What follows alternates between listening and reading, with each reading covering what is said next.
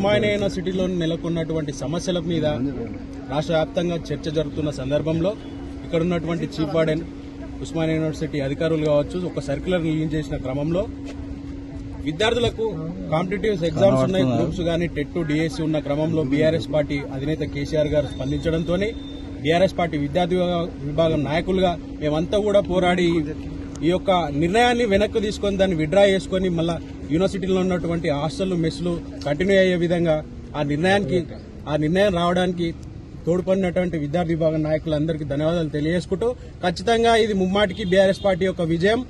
ఉస్మానియా యూనివర్సిటీలో విద్యార్థులే కాకుండా రాష్ట్ర వ్యాప్తంగా ఉన్నటువంటి విద్యార్థులకు, నిరుద్యోగులకు, యువతకు వారి యొక్క ప్రయోజనాల కోసం పోరాడాల్సి వస్తే అది ఖచ్చితంగా కేసీఆర్ గారి నాయకత్వంలో బీఆర్ఎస్ విద్యార్థి విభాగం పనిచేస్తున్నదనేసి తెలియజేస్తూ ఈ సర్కులర్ ఏదైతే ఉన్నదో దాని మీద నడుస్తున్నటువంటి చర్చ క్రమంలో గౌరవ ముఖ్యమంత్రి రేవంత్ రెడ్డి గారు బాధ్యతాయుతమైనటువంటి పదవిలో ఉంటూ వారు ఖచ్చితంగా దాన్ని ఎడిట్ చేసి ఆ లాస్ట్ ఇయర్ ఉన్నటువంటి సర్కులర్ ను ఈసారి రిలీజ్ చేసినటువంటి సర్కులర్ ని ఎడిట్ చేసి దాన్ని ఒక అసత్య ప్రచారాలకి ఈరోజు ప్రచారం చేసుకుంటూ విద్యార్థులను, యువతను కూడా తప్పుదో పట్టిస్తున్నటువంటి దుస్థితి ఈ రాష్ట్రంలో ఉన్నది.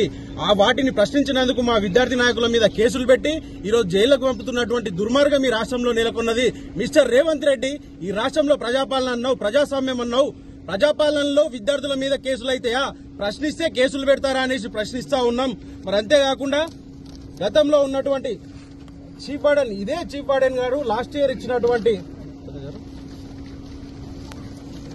శ్రీనివాస్ గారు ఉన్నారో వారి చేత లాస్ట్ ఇయర్ ఇచ్చినటువంటి సర్కులర్ ఇది.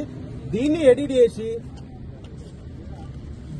చేసి చీఫ్ మినిస్టర్ ఒక డేట్ మాత్రం మార్చి దాన్ని ట్విట్టర్లో చేయడం ద్వారా విద్యార్థుల్లో కావచ్చు, యువతలో కావచ్చు, చదువుకున్నటువంటి విద్యార్థులందరిలో కూడా ఒక కన్ఫ్యూజన్ నెలకొన్నది.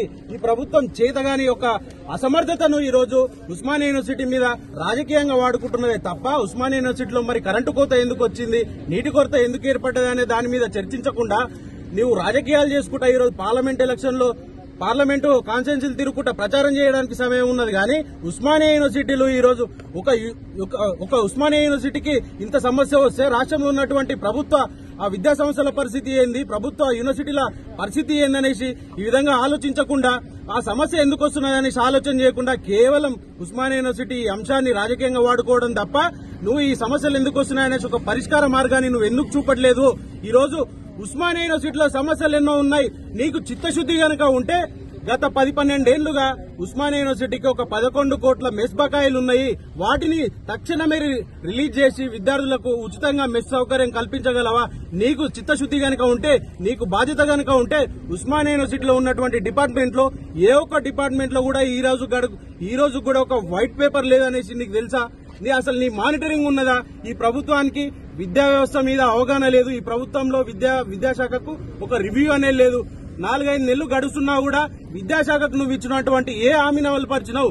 4-5 నెలలు ఉన్నప్పటికీ కూడా విద్యాశాఖకు ఈ రాష్ట్రంలో అసలు మంత్రి ఎందుకు లేకుండా పోయిండు? ఈ సమస్యల మీద మేము చెప్పుకోవాల్సి వస్తే ఎవరికి చెప్పుకోవాలి, ఎవరి దగ్గరికి పోవాలి? ఈ ప్రభుత్వంలో పట్టించుకునే నాదుడు లేడు. ఒక సెక్రటరీ ఉండడు, ప్రిన్సిపల్ సెక్రటరీ ఉండడు. ప్రజా దర్బారాన్ని పెట్టి ఆ ప్రగతి భవన్ లో ప్రజా దర్బారాన్ని పెట్టి ఒక్క మంత్రి కూడా అందుబాటులో ఉండడు. ఏ మంత్రులకు చెప్పుకోవాలి మేము? ఏ విద్యాశాఖ అధికారులకు చెప్పుకోవాలి? ఇక్కడ ఉన్నటువంటి వీసీ దుర్మార్గం చూస్తే అదో రకంగా ఉన్నది.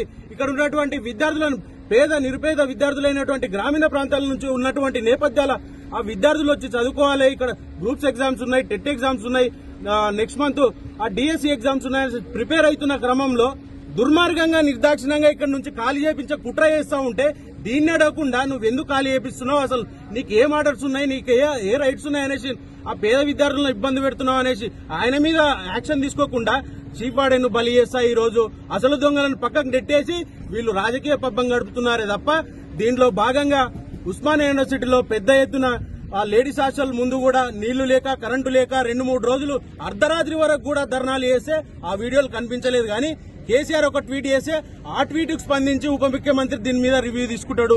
ఆ ట్వీట్ కు సంబంధించి అది ఫేక్ అనేసి ఈ రేవంత్ రెడ్డి, ఈ సీఎం దాని మీద అది ఒక ఫేక్ సర్క్యులేషన్ చేస్తా ఉన్నాడు. కాబట్టి ఖచ్చితంగా చెప్తా ఉన్నాం, మా విద్యార్థులు ప్రశ్నించారు, వాళ్ళ మీద కేసులు పెట్టిరు, వాళ్ళని రిమాండ్ చేస్తా ఉన్నారు. కాబట్టి ఈ ముఖ్యమంత్రి కూడా ఖచ్చితంగా తప్పుడు సర్క్యులేషన్ దాన్ని స్ప్రెడ్ చేస్తా ఉన్నాడు కనుక ఖచ్చితంగా ఇప్పుడు ఉస్మానియా యూనివర్సిటీ పోలీస్ స్టేషన్ మేము కంప్లైంట్ ఇస్తాం. చట్టబద్దంగా ముఖ్యమంత్రి రేవంత్ రెడ్డి మీద ఖచ్చితంగా చర్యలు తీసుకోకపోతే భారీ పరిణామాలు ఈ రాష్ట్రం చూస్తుంది.